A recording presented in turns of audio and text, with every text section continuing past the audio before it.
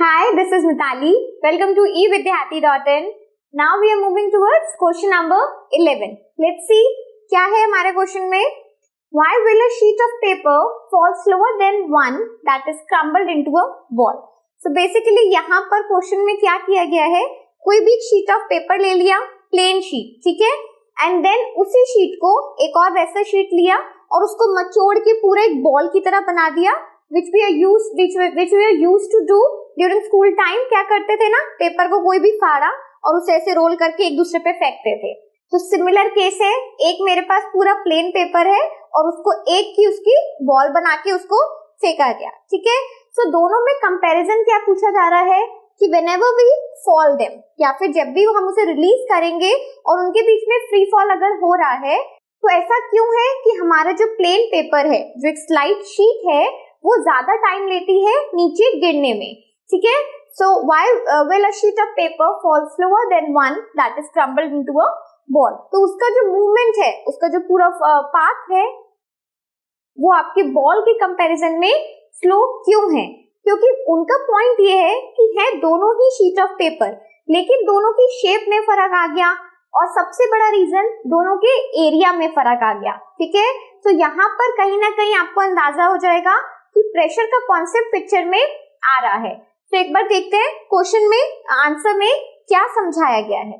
So since the area of a sheet of paper is more than the area of the paper crumbled into a ball. So हमें ये clearly पता है कि अगर हमारे पास पूरा एक शीट ऑफ पेपर है, फॉर सपोज ये हमारा शीट ऑफ पेपर हो गया, इतना तो लंबा पेपर होगा, और सेम पेपर को अगर मैं ऐसे पूरा क्रम्बल कर दूं और एक बॉल की शेप में बना दूं, तो ये हमारा बॉल हो गया, ठीक है.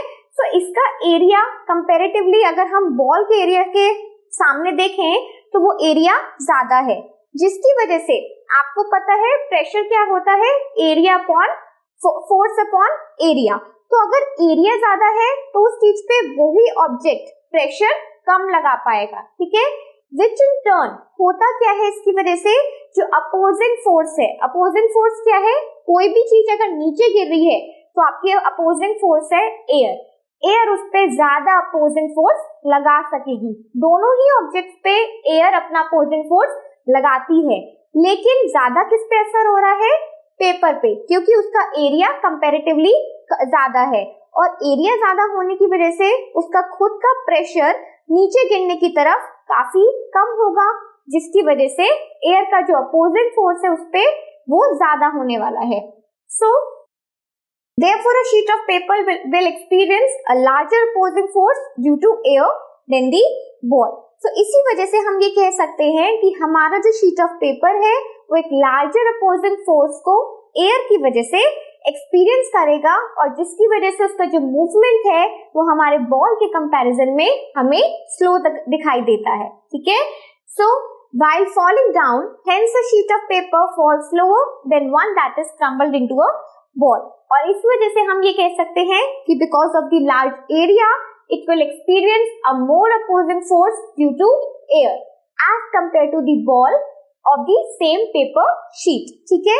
और इस वजह से जो दोनों का मूवमेंट रहेगा हमारी क्रम्बल्ड बॉल का फास्टर रहेगा with comparison with two the sheet of paper, चाहे वही सेम शीट को हमने फॉइल करके हमने उसे छोटा करके फेंका क्यों ना हो, बट क्योंकि इस वक्त एक का एरिया हमें ज्यादा दिख रहा है और दूसरे का एरिया कम है, जिसकी वजह से अपोजिंग फोर्सेस का एक्शन ऑपोजिट हो जाएगा, ठीक है. सो आई होप आपको ये क्वेश्चन समझ आया हो. Now moving towards the another set of questions. Up till then, keep learning, keep watching. Bye bye.